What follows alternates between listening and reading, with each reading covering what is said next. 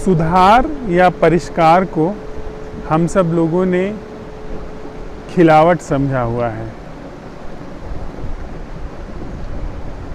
कहीं न कहीं आदिम युग से जब हम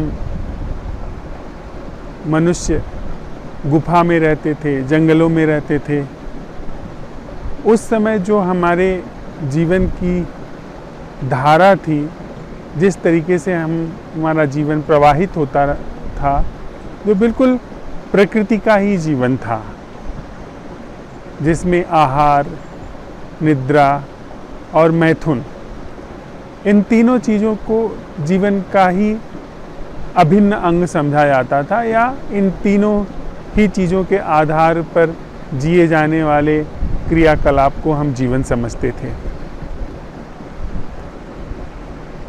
जैसे जैसे समय बीता, हम सब लोगों ने उन्नति के लिए इन तीनों माध्यमों को, इन तीनों ढंगों को, जो कि जीवन जीने के लिए अपरिहार्य थे, भोजन अपरिहार्य था पोषण के लिए, उसके लिए हम दिन रात यत्न करते थे, और उस यत्न में हमारा सारा दिन निकल जाता था, हमारी सारी ऊर्जा का अपव्यय हो जाता था।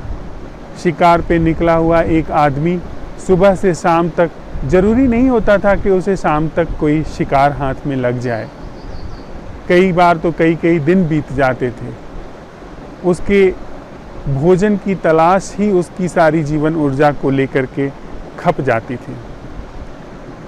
फिर भोजन का किसी तरह जुगाड़ हो पाता था तो थकावट आती थी, नींद आती थी, उसमें थोड़ा राहत मिलती थी। जो श्रम होता था उसे थोड़ा राहत मिल जाती थी नींद में, और फिर क्रमवार शरीर बूढ़ा हो जाता था, बीमार हो जाता था, समाप्त हो जाता था। तो प्रकृति की स्वाभाविक प्रक्रिया जो थी मैथुन, उसके आधार पर संतति आगे बढ़ती चली जाती थी। यह ऊर्जा का एक रूप था, जीवन धारा का, जीवन प्रवाह का एक ढंग था। धीरे धीरे समय बीता, इंसान ने विकास के नाम पर इन सारी चीज़ों में सुधार करने शुरू किए, इन सारी चीज़ों को सहजता से पाने की खोजबीन शुरू की। फिर वह पशुओं को पालने लगा, वह अनाज उगाने लगा, वह फल फूल उगाने लगा, शाक सब्जियां उगाने लगा। उसने औजार खोजे जिससे कि वह दैनंदिन जीवन में जो भी कुछ ज़रूरतें आती हैं भोजन को लेकर के, उसमें एक अच्छा सा प्रबंध कर सके। धीरे धीरे और भी समय बीता, उसने और भी खोजें की जो कि उसके आराम को पहुंचाने के लिए उपयोगी सिद्ध हो सके। उसने नींद के नए नए ढंग खोजे, उसने शराब खोजी, उसने मनोरंजन खोजा, उसने वे सारी तरकीबें खोजी जिससे थोड़ी देर के लिए वह अपने को भूल सके, अपने को आराम पहुंचा सके। कहीं न कहीं इसी सुधार की, परिष्कार की धारा को उसने जीवन का खिलना समझ लिया, उसने जीवन का विकसित होना समझ लिया। और उस आदिम युग से लेकर के देखा जाए तो आज तक इन्हीं तीनों चीज़ों का हम परिष्कार कर पाए हैं। आहार का परिष्कार करते करते हमने न जाने कितने तरीके के व्यंजन खोजे हैं। निद्रा का परिष्कार करते करते हमने खुद को भूलने के लिए, खुद को खोने के लिए न जाने कितने उपाय खोजे हैं, न जाने कितने तरीके के नशे खोजे हैं। और मैथुन, उसके विषय में हम सब लोग जानते ही हैं कि हमारा वह कृत्य जो कि शायद थोड़ी देर में समाप्त हो सकता है, लेकिन उसने कुछ ऐसा रंग ढंग रचा है जो कि हमारे चित्त को, इस मनुष्य चित्त को सदैव अपने आगोश में लेकर के चल रहा है। यह तो हम सब लोग जानते ही हैं कि दुनिया का एक बहुत बड़ा यातायात जो इंटरनेट पे चलता है, वह इसी एक चीज़ के जो काल्पनिक ढंग में निर्मित हुआ है या खोजा गया है, उसी के इर्द गिर्द घूमता है। तो हम आप साथ साथ चलते हुए इस तथाकथित मानसिक विकास, भावनात्मक विकास और तथाकथित रूप से मनुष्य के आदिम युग से अब तक के हुए विकास का परीक्षण कर रहे हैं, उसका अवलोकन और उसका पता लगा रहे हैं। यदि ठीक से देखा जाए तो जो भी चीज़ें हम जानते हैं उसमें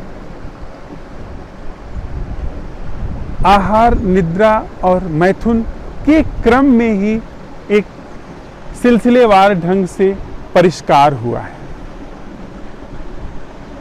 एक वही आहार, वही निद्रा, वही मैथुन बुनियाद में बना हुआ है और उसका परिष्कार करते करते स्थिति ये हो गई है कि हमको याद भी नहीं है कि हमारी सारी जो दिनचर्या चलती है, हमारा सारा जो उपाय चलता है, हमारा जो सारा उद्योग चलता है, वह इन्हीं तीनों चीज़ों के इर्द गिर्द घूम रहा है। हमारी सारी ऊर्जा इन्हीं के परिष्कार और सुधार में अपव्यय हो रही है। आहार, निद्रा, मैथुन, उसके अतिरिक्त हमने और कुछ जाना ही नहीं कि किसी और भी ढंग से मनुष्य का जीवन विकसित हो सकता है, सिवाय अपवादों के। इक्का दुक्का करोड़ों अरबों हम मनुष्यों में से इक्का दुक्का लोगों को छोड़ करके यही एक धारा जीवन धारा के रूप में स्वीकृत होती रही है। यह चीज़ जिसका भौतिक तल पे, जीवन यापन के तल पे एक आवश्यक उपयोग है, इसकी एक आवश्यकता है। बिना भोजन के जीवन नहीं चल सकता, बिना निद्रा, बिना मैथुन के संतति आगे नहीं बढ़ सकती है। हमारे शरीर को आराम नहीं मिल सकता है जिससे हम फिर से नई ऊर्जा जुटा सकें।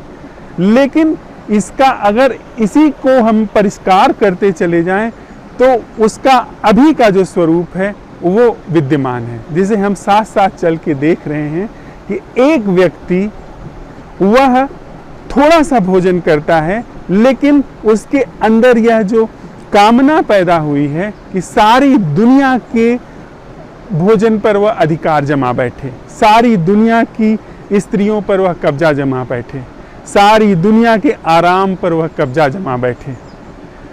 तो इसी चीज़ के परिष्कार ने हमारी जो तथाकथित विकास की यात्रा रही है, जो हमारे मन की, बुद्धि की परिष्कार की यात्रा रही है, उसी यात्रा में इसने एक केंद्र खोजा है जिसे हम मैं कहते हैं।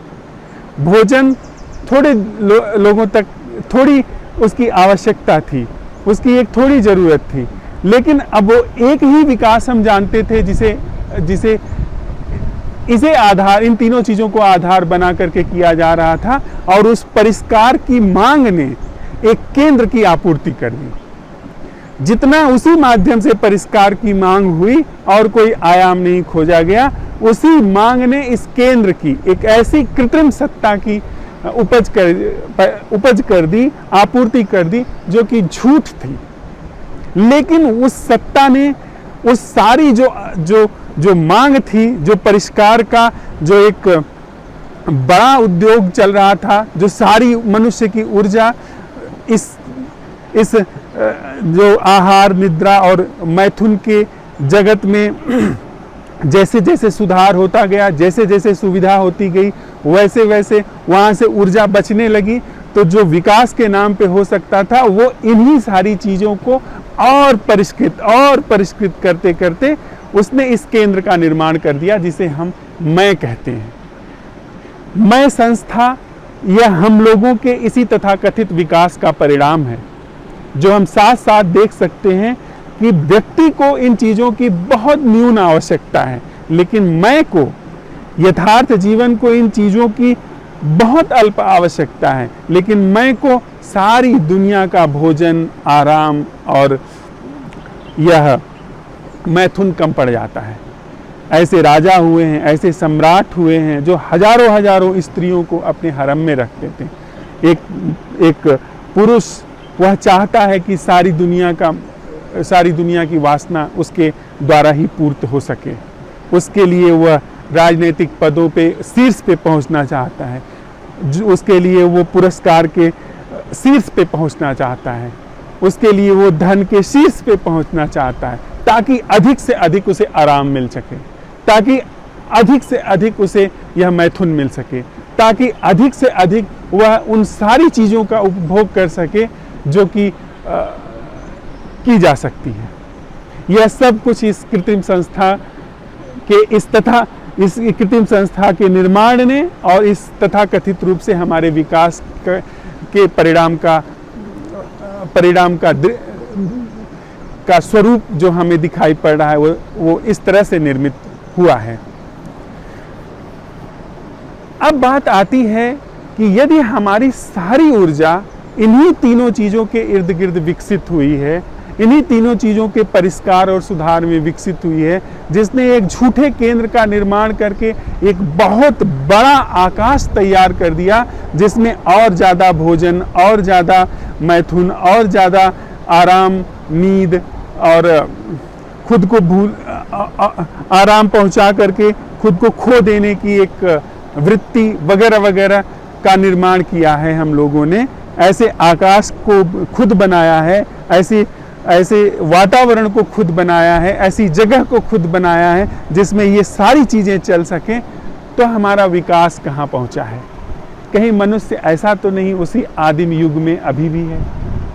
भले उसने इस आराम पहुँचाने को, इस लाभ पहुँचाने को एक परलोक की भी संज्ञा दी है।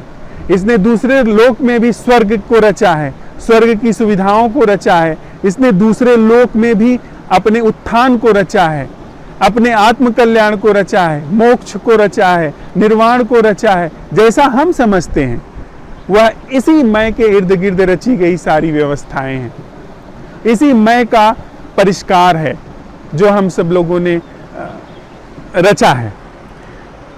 यदि हम साथ साथ इस चीज को देख रहे हैं कि यह सब कुछ जो सारा गोरख धंधा है, यह उन्हीं 3-4 मूल चीजों का परिष्कार है और खिलावट नहीं है। यह एक सुधरा हुआ, जिसे हम भोजन कह रहे हैं, जो हम ले रहे हैं, जो सम्मान के रूप में भोजन लेते हैं, जो हम पुरस्कार के रूप में भोजन लेते हैं, जो हम लोगों के ध्यान आकर्षण के रूप में भोजन लेते हैं, यह भोजन का परिष्कार है। वह जो हम आराम लेते हैं, वह जो हम आकांक्षा हमारी पूरी कर लेते हैं, वह काम वासना का परिष्कार है। वह जो हम बेहोशी ले लेते हैं, तरह तरह के नशे में हम डूब जाते हैं, वह उसी नींद का परिष्कार है। यदि इस चीज को हम साफ साफ देख ले रहे हैं तो इस बिंदु पे हम पहुंचे बिना अवसाद में गए, क्योंकि हम सिर्फ तथ्य का अन्वेषण कर रहे हैं ताकि तथ्य का अतिक्रमण किया जा सके। तो हम साथ साथ चलते हुए इस चीज को खोज लिए कि यह सारा विकास वस्तुतः विकास नहीं है, यह सिर्फ सुधार हुआ है, खिले हम नहीं हैं। हमने अपने जीवन को उन्नत ऊंचाइयों पर पहुंचाने में सफलता नहीं पाई है।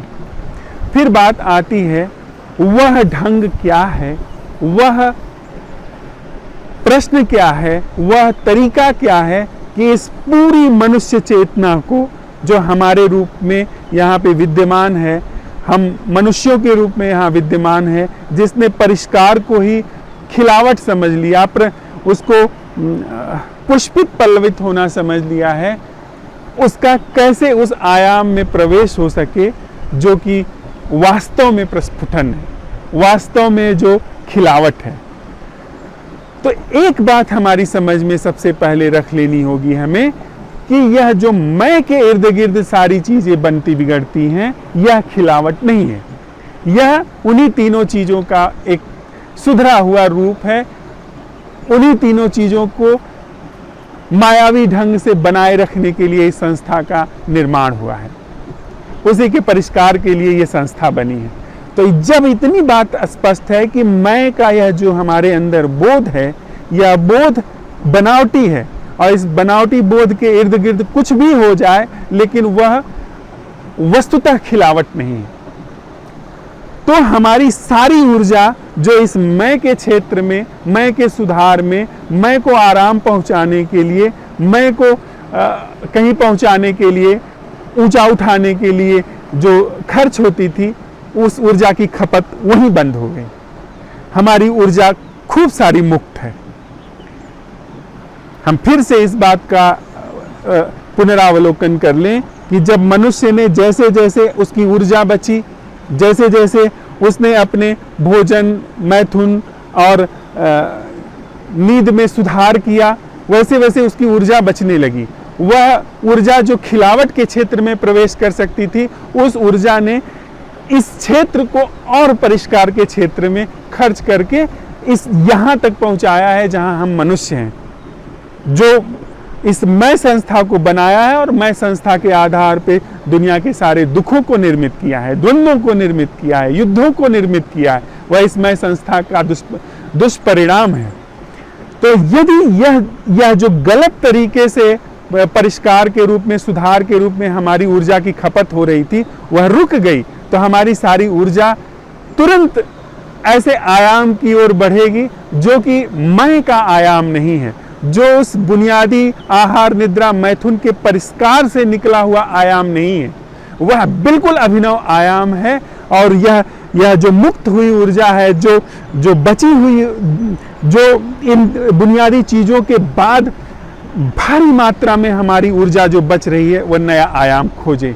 वह द्वार कैसे पता चले कि उस ऊर्जा को एक नया द्वार मिले, नया आयाम मिले, जिसमें वह प्रस्फुटित हो सके, जिसमें वो खिल सके, जिसमें उसका उत्थान हो सके।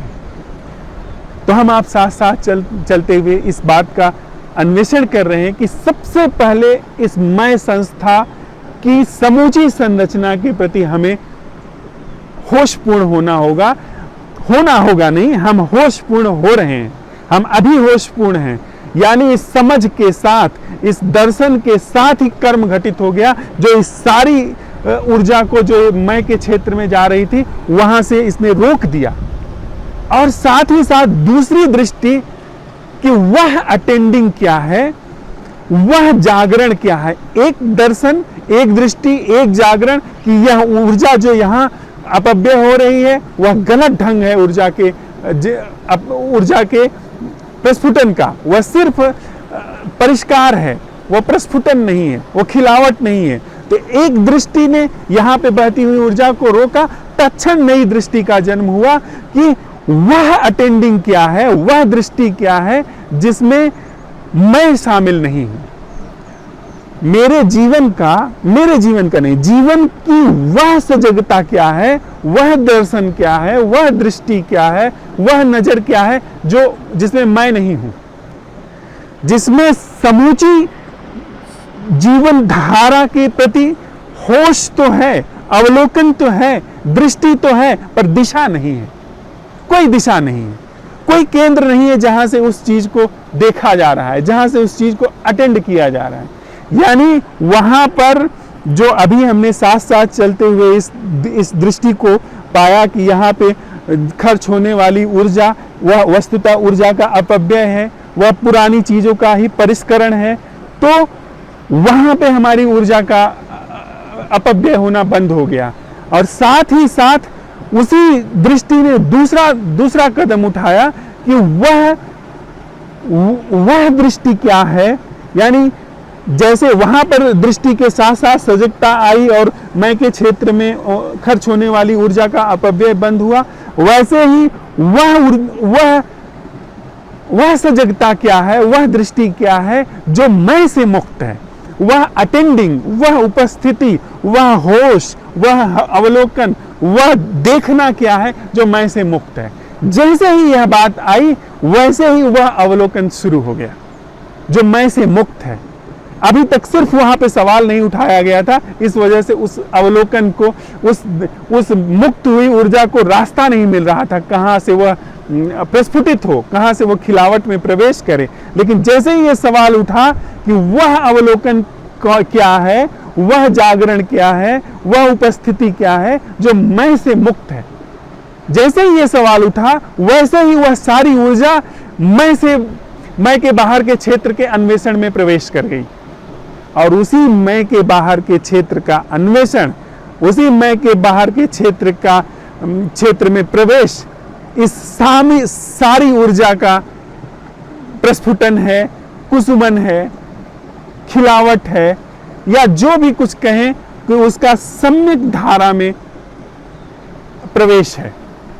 वह धारा न जाने कितने रूपों में विकसित हो सकती है, क्योंकि वह उन 3 बुनियादी चीजों से मुक्त है, उन 3 बुनियादी चीजों से बने हुए मन से मुक्त है, उन 3 बुनियादी चीजों के तथाकथित परिष्कार और सुधार की यात्रा में बने हुए मन और बने हुए इस अहंकार से मुक्त है। और उसमें जैसे जैसे उसका प्रवेश होगा, वह नए नए आयामों को, जो ज्ञात भी हो सकते हैं, अज्ञात भी हो सकते हैं और अज्ञेय भी हो सकते हैं, ज्यादा संभावना है कि वो जैसे जैसे प्रस्फुटित होंगे वो अज्ञेय के क्षेत्र में बढ़ेंगे। क्योंकि ज्ञात और अज्ञात का क्षेत्र इस मन का क्षेत्र है, जो उन 3 बुनियादी आहार, निद्रा, मैथुन के माध्यम से के आधार पर विकसित हुई बुद्धि से बनाया गया है। ज्ञात और अज्ञात, जिसे जानना है और नहीं जानना है, जिसे जाना जाता है, जिसे नहीं जाना जाता है, और साथ ही साथ वह जो मैं है वह ज्ञात और अज्ञात के मध्य झूलता हुआ केंद्र है। तो ज्यादा संभावना है कि वह प्रस्फुटन जो होगा वो अज्ञेय के क्षेत्र में होगा, उसकी जो खिलावट होगी वो अज्ञेय के क्षेत्र में होगी, जिसका मुझे पता नहीं चलेगा, मैं को पता नहीं चलेगा, लेकिन वह खिलावट बढ़ती चली जाएगी।